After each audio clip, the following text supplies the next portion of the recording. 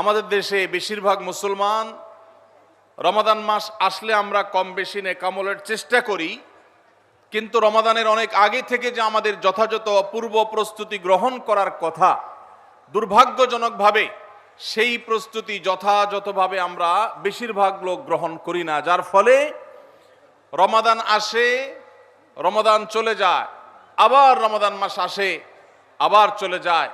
আমাদের তেমন কোনো পরিবর্তন হয় না, আমাদের মধ্যে তেমন কোনো চেঞ্জ আসে না, আমাদের জীবনের ভিতরে তেমন কোনো দৃশ্যমান পরিবর্তন চোখে পড়ে না।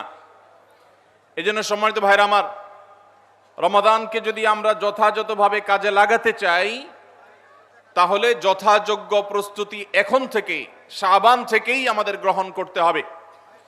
প্রিয় নবী সাল্লাল্লাহু আলাইহি সাল্লাম বলেছেন, ইন্নাল্লাহা ইউহিব্বু ইযা আমিলা আহাদুকুম আমালান আন ইউতকিনাহ।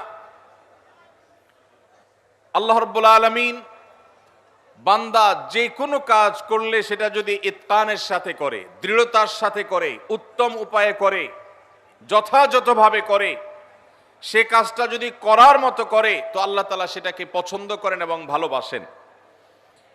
আমরা যদি রমাদান মাসে সিয়াম এবং কিয়াম, রোজা এবং তারাবি, অন্যান্য আমল ইবাদত বন্দিগি গতানুগতিকভাবে করে শেষ করি, আমরা যদি দায় সারাভাবে শেষ করি, তাহলে এটা আল্লাহ তাআলার প্রিয় পাত্রে আমাদেরকে শামিল করবে না।